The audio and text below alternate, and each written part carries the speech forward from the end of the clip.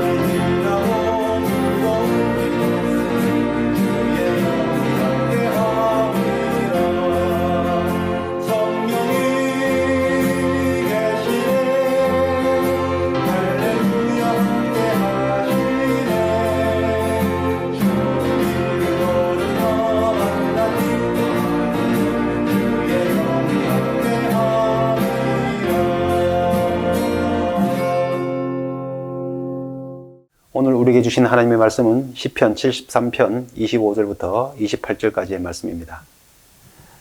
하늘에서는 주 외에는 누가 내게 있으리요? 땅에서는 주밖에 내가 사모할 리가 없나이다. 내 육체와 마음은 쇠약하나 하나님은 내 마음의 반석이시요 영원한 분길이시라. 무릇 주를 멀리하는 자는 망하리니 음녀같이 주를 떠난 자를 주께서 다 멸하셨나이다. 하나님께 가까이 함이 내게 복이라. 내가 주 여호와를 나의 피난처로 삼아 주의 모든 행적을 전파하리이다. 아멘.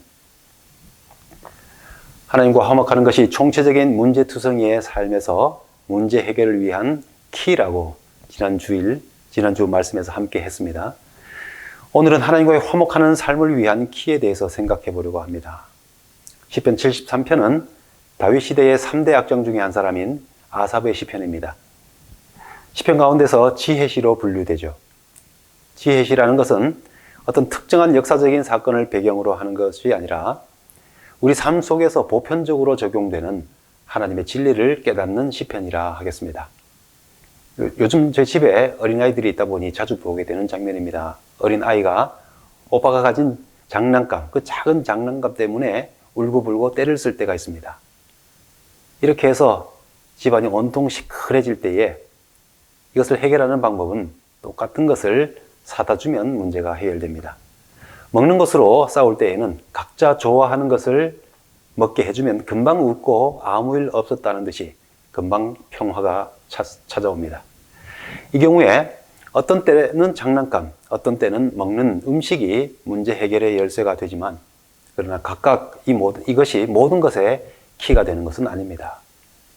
어린아이들에게 교훈이나 어떤 설득은 의미가 없더군요. 아마 이 아이들이 더 자라서 생각이 커지고 마음이 커지고 철이 들어야 장난감이나 먹을 것보다 더 중요한 화목의 열쇠를 깨닫게 되겠죠.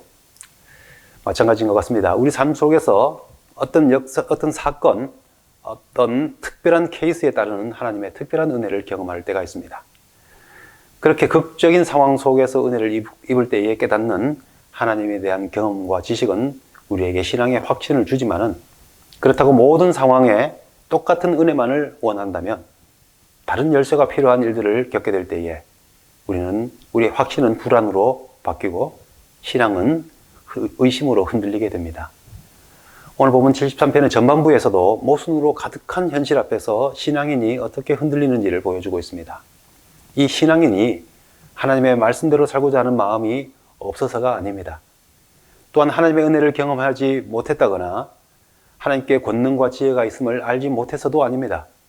대개는 내 앞에서 벌어지고 있는 사건이나 환경이 내가 이미 알고 있던 경험적인 신앙이나 신앙적인 지식으로 이해가 안 되고 받아들여지지 않기 때문입니다.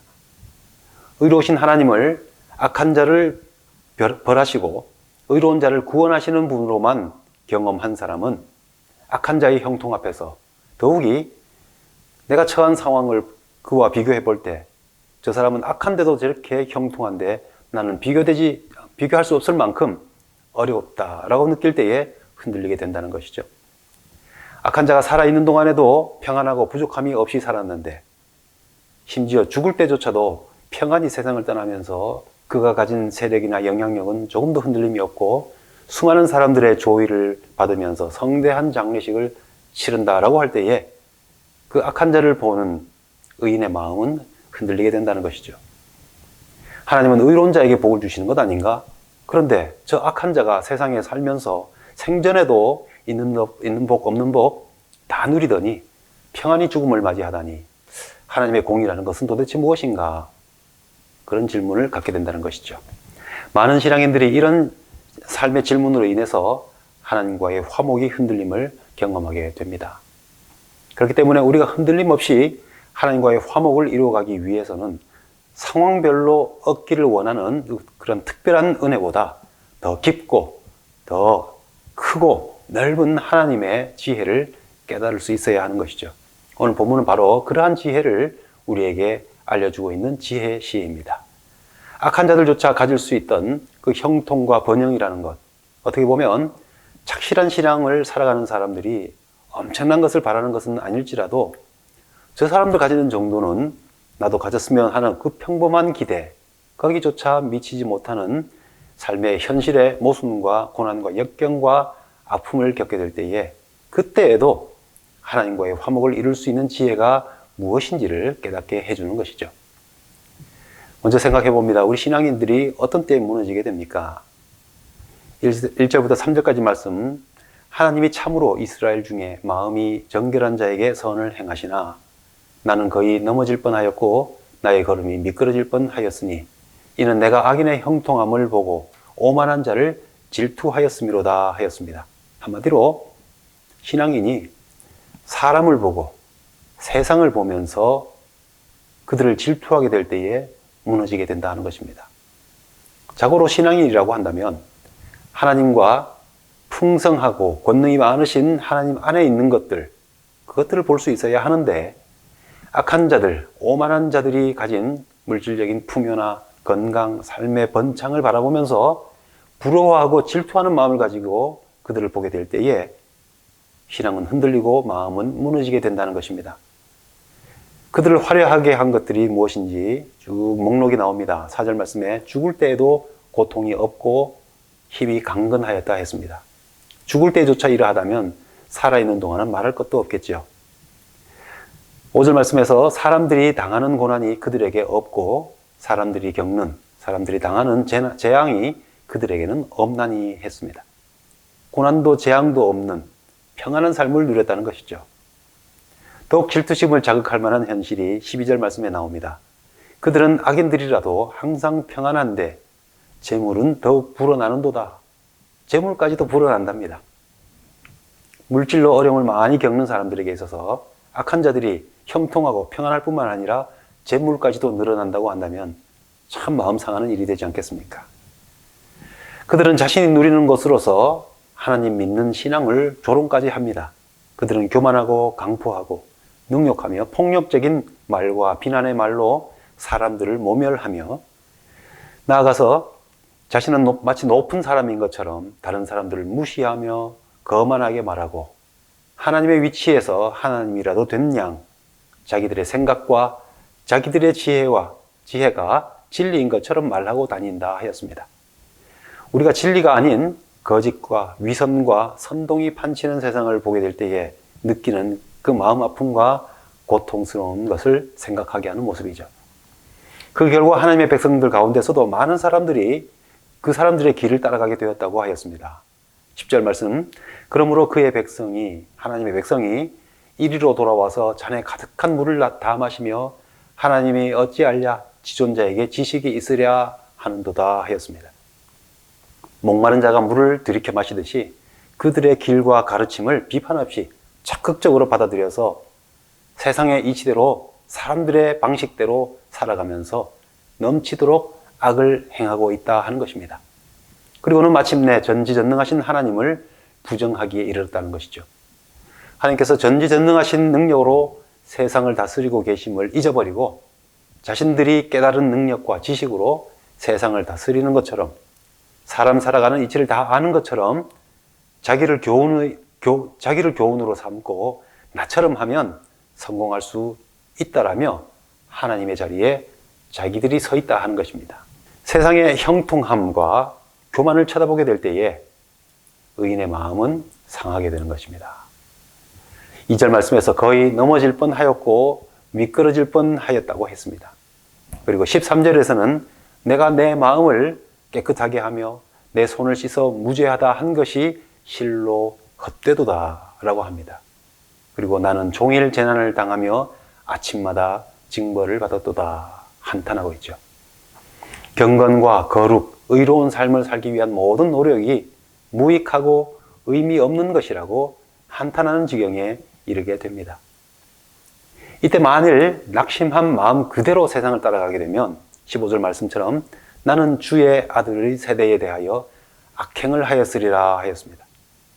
하나님의 깊은 뜻을 바로 깨닫지 못한 채 악한 세대의 현실만을 보면서 하나님께 대한 잘못된 이해를 말하고 불평함으로써 다른 사람들을 실족시키고 낙심시키는 삶을 살았을 것이다 라고 말하는 것이죠. 신앙으로 살고자 하는 사람에게 다행인 것은 실제로 넘어지지 않았고 미끄러지지 않았고 악을 행하지 않았다는 것이죠. 가정법으로 그럴 뻔했고 그랬으리라 라고 한다는 것은 실제로는 그러지 않았다는 것이죠. 신앙인은 갈등하고 고민하고 아파할지언정 차마 하나님의 뜻을 버리지 못하는 사람들인 것입니다. 우리가 신앙인으로 산다는 것은 악한 영과의 싸움 속에 살아가는 것이죠. 영적 전쟁터에 치열함 속에서 주님 앞에 갈 때까지 믿음의 선한 싸움을 싸우며 나아가는 것이 신앙인의 삶입니다. 이러한 전쟁 중에서 우리가 하나님과의 화목을 이루는 열쇠를 갖게 된다는 것은 승리를 위해서 무엇보다도 중요한 것이죠. 전쟁터에서 용사들이 두려움과 걱정으로 적을 대하고서는 이길 수가 없습니다. 넘어질 뻔하고 미끄러질 뻔하고 경건한 삶에 대한 노력이 헛되어 보이려고 할 때에 우리에게 더욱 승리의 확신과 참된 평안과 형통의 길을 깨닫게 하는 하나님의 지혜가 필요한 것입니다. 하나님과의 화목을 이루게 하는 키가 우리에게 있어야 하는 것이죠. 참된 하나님께 대한 신앙을 어떻게 깨달았다고 시인은 고백합니까? 본문의 시인처럼 우리도 그런 악한 결과를 가져오는 실수를 범하지 않기 위해서 참 많이 노력하고 조심하고 있지 않습니까? 나 중심적으로 세상의 현실적인 삶에 따라 하나님을 잘못 생각하지 않기 위해서 마음도 쓰고 주의를 기울이고 살고 있으리라고 생각합니다. 그런데 그 주의 깊은 경건의 노력을 자기 홀로 하는 일은 너무나 힘들고 또 위험성도 있습니다. 여전히 자기 편견에 빠져서 내 방식으로 믿는 것, 내 방식으로 아는 것이 하나님을 아는 참된 지식인 것처럼 오해에 빠지기 쉽기 때문입니다. 시인은 이 현실적인 이 충격 앞에서 그것을 벗어나게 된 계기를 16절, 17절에서 이렇게 말씀합니다. 내가 어쩌면 이를 알까 하여 생각한즉 그것이 내게 심한 고통이 되었더니 하나님의 성소에 들어갈 때에야 그들의 종말을 내가 깨달았나이다. 이 말씀은 하나님과의 화목을 이루는 참된 키라고 하는 것, 하나님의 지혜라고 하는 것은 인간적으로 풀어서 얻어지는 것이 아니라는 것이죠. 하나님의 뜻을, 하나님의 지혜를 인간적으로 풀려고 해서는 안 된다는 것입니다. 성소라고 하는 것은 하나님의 임재의 상징적인 처소입니다. 기도의 장소, 말씀의 장소인 것이죠. 그것이 개인적으로는 각자의 자리에서 하나님 앞에 나아가면서 말씀과 기도로 하나님과 교제하고 거룩한 삶을 살고자 하는 하나님을 향한 전적인 마음의 변화를 뜻하기도 하지만 실제로 하나님께 기도하고 말씀을 깨닫기 위해서 모이고 들어가는 성소를 뜻하기도 합니다. 그래서 이 시인이 마음이 전적으로 하나님을 향했다는 의미도 되겠지만 실제로 그가 하나님의 성소에 들어가게 되었을 때에 깨닫게 되었다는 말씀도 되는 것이죠. 요즘은 모르는 것이 있으면 구글로 검색하거나 유튜브를 검색하면 온갖 지식들이 다 나옵니다. 그래서 선생님이나 부모님보다 이것을 더 믿고 따른다고 하죠. 그런데 참 안타까운 것은 그토록 쉽게 정보와 지식을 얻고 문제 해결법을 얻을 수 있는데도 불구하고 세상의 문제는 점점 더 커져갑니다. 신앙에 대한 정보가 넘쳐나는데도 교회와 참된 성도의 교제는 점점 더 세워져 가는 것이 아니라 오히려 무너지고 멀어져 가는 것이 오늘 교회가 당면하고 있는 문제 아닙니까? 무너지기 쉬운 것이 우리 한 사람 한 사람 개인적인 결심과 결단인 것이죠. 거룩한 신앙의 습관을 가지고 따라가는 것은 결코 손해가 되는 일이 아닙니다. 그렇기 때문에 우리가 매주 하나님의 성소라고 할 수 있는 말씀과 기도의 자리로 나아가는 것, 나아가서 예배 드리는 것 결코 가볍게 보아서는 안 되는 것이죠. 아삽은 하나님을 예배하는 일에 참여한 자입니다. 그렇기 때문에 성소에 들어갈 때라고 하는 것은 1차적으로는 실제로 그가 하나님을 예배하기 위해서 말씀을 깨닫는 곳, 그 성소에 들어갈 때에 그의 마음을 무너지게 하던 세상의 것으로 가려졌던 그의 눈이 벗겨지면서 하나님만 바라보고 참된 지혜를 얻게 되었다는 것을 말하고 있다고 볼 수 있겠습니다. 저 또한 목사로서 예배 자리에 나갈 때만큼 저 자신과 세상에 대해서 똑바로 볼 수 있는 때는 없다는 것을 매주 경험하고 있습니다. 우리 인생의 참된 길은 하나님의 말씀과 은혜입니다. 우리가 오르막과 내리막이 있는 인생길을 한결같이 평안과 감사로 살아갈 수 있는 비결은 하나님의 임재 가운데서 주님과 동행하는 삶을 살아가는 것이죠. 성소에 들어가서 하나님 앞에서 깨닫게 되는 사실들에 대해서 본문은 이렇게 말씀합니다. 세상의 성공과 부와 평안이라는 것이 한낱 꿈처럼 일장 춘몽처럼 사라지는 것이구나 라는 것입니다. 그토록 부러워하고 질투하면서 마음 흔들려 했던 그 내용들이 실상 하나님 앞에 서고 보니 헛되이 사라져갈 것들을 놓고 영원한 것을 생각했던 무지함이었구나 하는 것이죠. 그리고 내가 그런 일에 흔들거려서 실족했더라면 하나님 앞에서 나는 우매무지한 짐승처럼 될 뻔했구나 하는 것입니다. 그러나 그렇게 되지 않을 수 있었던 것은 그럼에도 불구하고 내가 하나님과 항상 함께 하려고 할 때에 하나님께서 그분의 오른손으로 나를 붙잡아 주셨기 때문이라 하는 것을 깨달았다 하였습니다. 내가 살아가는 동안 하나님께서 주님의 교훈으로 나를 인도하고 계신다는 것을 또 깨닫습니다. 나는 혼자 있지 않습니다. 설령 혼자 있는 것처럼 보이고 나 혼자 이 모든 힘든 과정을 겪고 있는 것처럼 느낄 때에도 진실은 무엇입니까? 하나님께서 나를 인도하고 계시고 붙잡고 계시고 교훈하고 계시다라는 것입니다. 시인은 바로 성소에서 하나님 앞에서 그것을 깨달았다고 하는 것이죠. 그리고 장차 주님 안에서 내게 영광을 베푸실 것이라는 것을 깨달았다 하였습니다.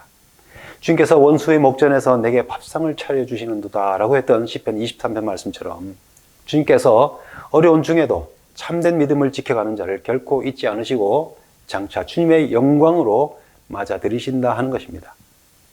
시인은 현실에 발이 빠져 있을 때에 이 진실이 보이지 않아서 낙심할 뻔하였지만 하나님의 인재인 성소에서 비로소 이 모든 것들이 보이더라는 것입니다.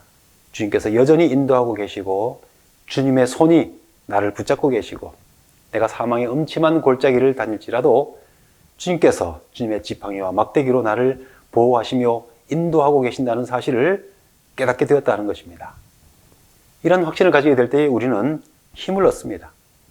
전에는 내가 가지지 못한 건강, 부, 힘, 명예 그것을 얻게 될 때에 비로소 힘을 얻게 되는 줄로 여겼는데 참으로 하나님을 알게 되었더니 하나님 자신이 바로 나의 힘이고 나의 반석이고 나의 복이구나 하는 것입니다. 그래서 시인처럼 내 육체와 마음은 쇠약하나 하나님은 내 마음의 반석이요 영원한 분기디시라 고백하게 되는 것이죠.